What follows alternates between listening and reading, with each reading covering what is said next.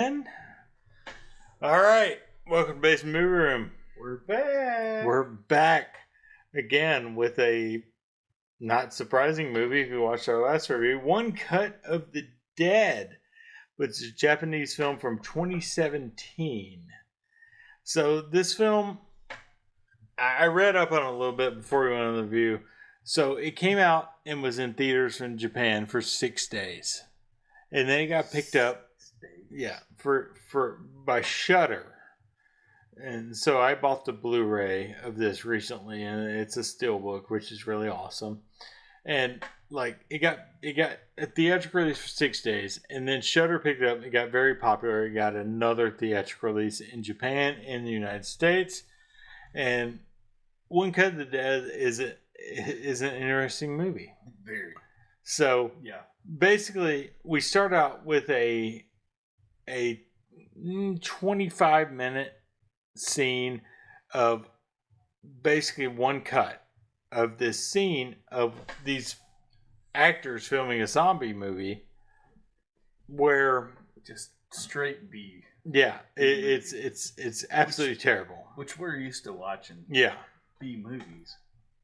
Yeah, we watch them a lot. Vinegar Syndrome. So it starts out with this, and then we have two views of this movie. We have the actual view of the movie that's being shot, and a secondary view of the person shooting like the movie being shot. Excuse me. So essentially, we start out with the one cut, and there's no cuts that you can see in this movie of this 25-minute, 22, 25-minute, 30-minute maybe zombie film being shot of these actors dealing with being on a movie and then real zombies showing up on this movie. It's a zombie movie and then real zombies show up. So we get all that for about 25 minutes of the movie. And then we flash back to 1 month earlier where there is a plan for this director. He's like a commercial or like short film director getting the chance to do this movie on the zombie channel in Japan. And he's hired because he's efficient and he's nice, and he's got to shoot this movie live for an audience on the zombie channel in Japan. So they hire him, and with the first 25 minutes is the actual movie that is presented to Japan television, essentially on the zombie channel. And then the rest of the movie is essentially the background of how this movie got made and things like that, which is really the best part of the movie, to be honest. Yeah. The 25 minutes is awesome. It's a oneer. It's basically a 25-minute oneer of these folks fighting against zombies, and it's a little goofy at times. And the director, but it makes sense. It makes sense why it's goofy. Yeah. The director in this movie decides that because they are encountering a real zombie apocalypse, essentially, he's going to keep shooting. But then we go back and discover that this is all planned, and that they decided to go forward with this on this zombie channel. Like there's this producer that's involved and things like that. And we go back and we see like the reads and things like that and everything that happens, but everything falls apart. Yeah. Basically, when the day of shooting comes and they have to like improvise constantly, including the director's wife, who is a method actor, and she kind of goes insane on the film. But it all works very well, and it's very entertaining kind of seeing the behind the scenes of how this got done. The director's wife, the director's daughter, the actors who are kind of like prima donnas, one of them being a pop star in Japan and one of them being like a huge actor in Japan. And like reading up on this a little bit, this is some of the best character building that I've seen. They build so much character. Oh my gosh. They really do. On everybody that's involved. The drunk guy is my favorite. I mean, like the director. It's so good. Yeah, the director. Like at some points, the director's having like this drunk that he's hired that he's worked with before, so he likes the guy. So he's kind of puppeting this guy behind the scenes and he's things like that. At Bernie's. Yeah, it's hilarious because the drunk guy's like completely passed out from drinking like a full bottle of sake that he found on set that the producer sent, and like it's wild because you get that whole 25-minute scene, and then you get the whole background of how that came to be and how that scene ultimately played out and all the problems behind the scenes, which is fantastic. It's actually a pretty good zombie film. Yeah, I mean, when you introduced this to me, I was like, dude, that was a good movie. He's like, I think there's more. Yeah, the first 25. I was like, I really enjoyed that. Like, you think the movie's over like 30 minutes in, and then it just keeps so going. Yeah. It keeps going. Okay, it's kind of wonky, but then, the director came in and did his thing, and then things got crazy, and I was like, by the end, I was like, okay. I had seen this movie before, but I didn't remember much of it because it's from 2017. Yeah. So I had watched it in like 2018, 2019 on Shudder, which is who produced the film, essentially, or released the film to most of the audience. And I had seen it, but I couldn't remember exactly what the plot was. But the plot is insane, to be honest, because it's like you get the zombie part for like 25 minutes, and then you get the background for all that zombie part, and then you get that zombie part again from a whole different perspective. Yes, which is the most fun the movie has, and it's hilarious, it's interesting, and it's also kind of crazy. What goes on? So the actors are all like, ridiculous. It shows you the world of trying to make a movie. Yeah. It's insane, especially with a person who's like limited on what his budget can be and what his timing can be and everything, and how he manages to make out. And I'm using a lot of hand gestures here. What are you, Italian? Yeah, I'm Italian. Not at all. Actually, not at all Italian. Not at all. German. It's the Germans. But yeah, the movie is kind of a nice view into like the production of these things. Like, there's been plenty of live episodes of TV, like Friends did a live episode, I'm pretty sure Community did a live episode, and things like that. But you don't get to see all the behind. You don't get to see all the behind the scenes, and the behind the scenes, honestly, the first 25 minutes is great, but the behind the scenes stuff, it just really makes it the fantastic. And I was, brought up. I was like, gosh, this reminds me of something, a movie we've seen. And then the first thing that came to mind was Tropic Thunder. Tropic Thunder, for sure. Because it's kind of along that same vein. Survive. All that behind the scenes stuff. Yeah.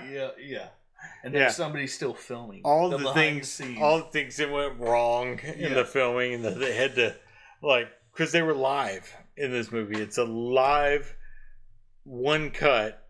They had to do. So all the things that went wrong that made the director and the producers have to kind of jump to figure out exactly what to do. There's a part where there's like a cam shot that's high up, and they have to figure out how to do that shot because they broke the cam. It went off the roof.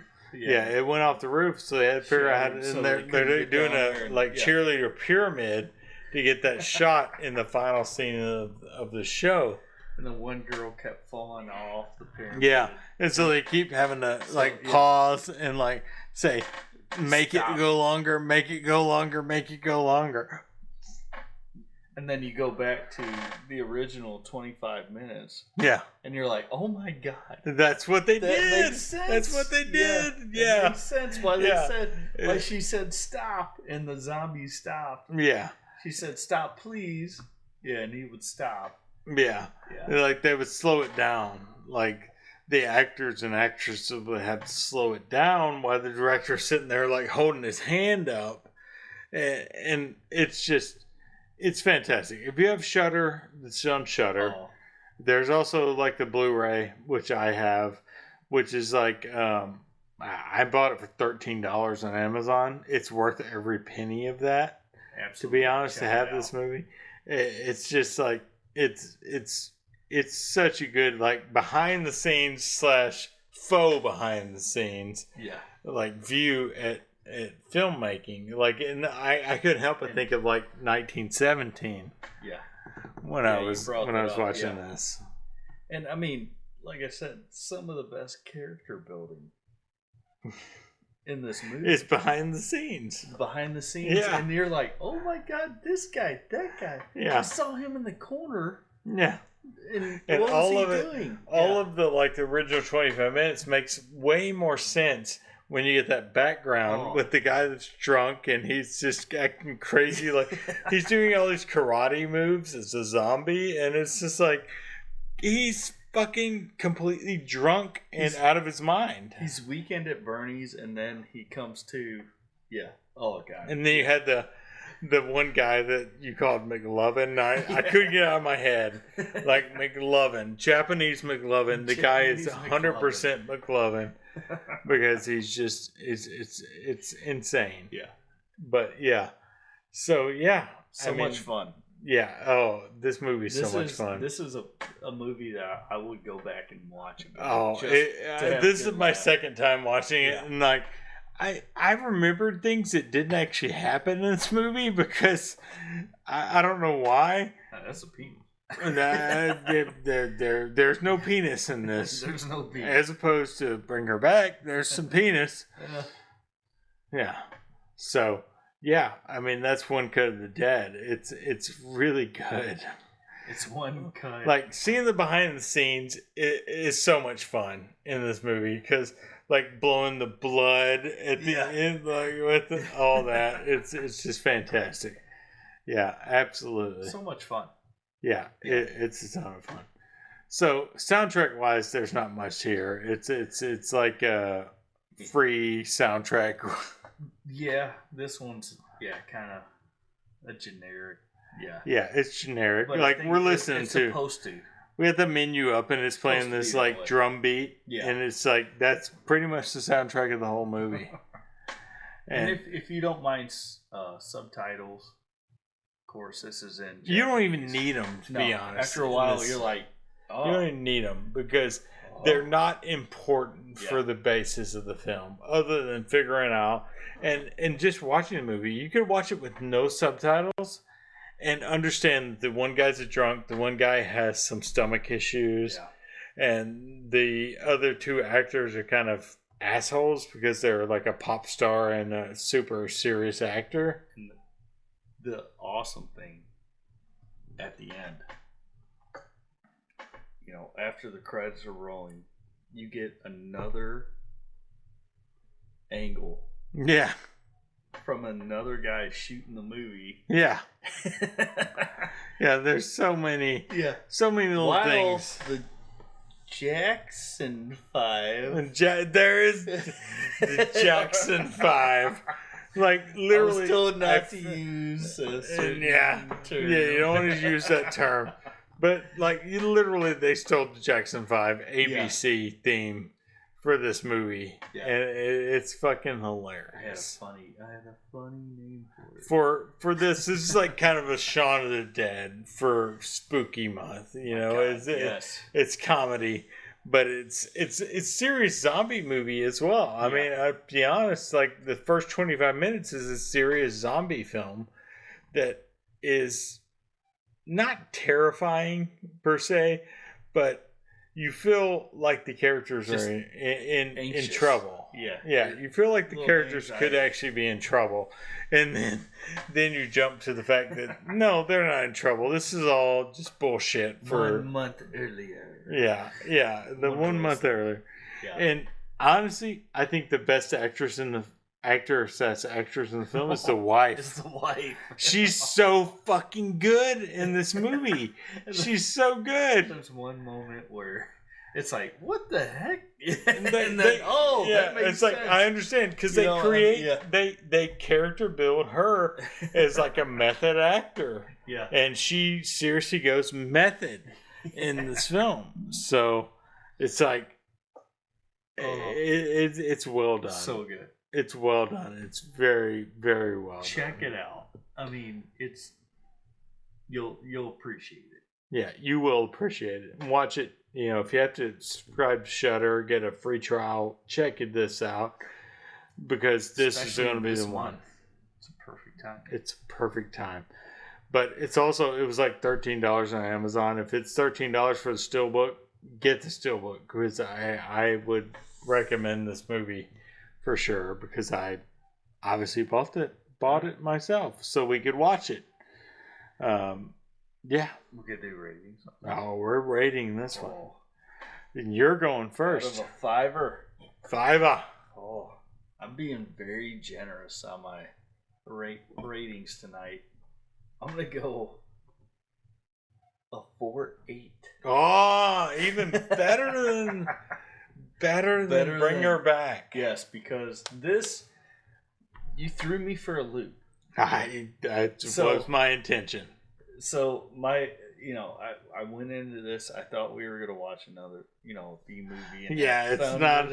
It's not that. I did. I had fun with it, and then the behind the scenes happened. I'm like, oh my god! You thought it was over at like the 25-minute mark. I did. I was like, that was quick. Because the credits kind of roll. Yeah, I was like, that was quick. I was like, I think it's like a 70-minute movie, and like 25 minutes. I wasn't actually sure. I was like, I remember more. Next. Yeah, I remember more stuff in this movie, and then it was like, okay, and then it went into the behind the scenes, and I just loved all the behind the scenes stuff. That's the best part. Yes, to be honest, it's the best part. And it was, it was great. So, So I'm at a 4.5 on this one. Very high rating. Yeah, I'm at a 4.5 on this one. It's not perfect, but like to be honest, like this is a bunch of unknown Japanese actors like that made this movie, and it ultimately, because it was so popular, it went back into Japanese theaters after this and became way bigger a hit than it actually was after 6 days in the Japanese theater. The first one. And this is One Cut of the Dead. It's awesome, just because it's kind of behind the scenes. It's kind of a takedown of how Hollywood shoots movies. Oh yeah, and I think that's one of the best parts of it, is that it's a takedown. The investors, the producer, all that. It goes because every level. Because how it went, the producers were like, "Fuck, I don't know what to do. Just go with it," and the director was out there like just making things up as he went along. TV syndicates or whatever were like, all right, well, let's go have a drink. That went perfect. Yeah. They're like, this did not go perfect. That one lady playing the main producer of the film was just like, she's freaky, to be honest. Yeah. She was perfectly cast. She could have been in Bring Her Back. Bring my daughter back. Bring me back. Give me back my son. Give me back my son. Yeah, but it's fantastic, and I really loved it the first time I saw it. And the weird thing is, I had some memories of parts that didn't even happen in this movie. I don't know why, but what should have happened? Like, there's this one part that had in my head where the director like bust out of like a door and like, oh, keep rolling, and like it didn't happen in this movie, and I'm like, where was that part? Where did I imagine that part? But it's basically in there. But the director guy, all the actors did a great job. Once again, I would have gave this a perfect 5 if the police had shown up. Yeah, the police should have shown up. Yeah. But they couldn't get a signal, Jared. They couldn't get a signal. They couldn't call the police. They were too far out in rural Japan, one of the greatest technological societies on the planet. They couldn't get a signal, which is, they probably had T-Mobile. Minus 0.2. Yeah. So that's One Cut of the Dead. Thanks for watching, everybody. We'll see you next time. 5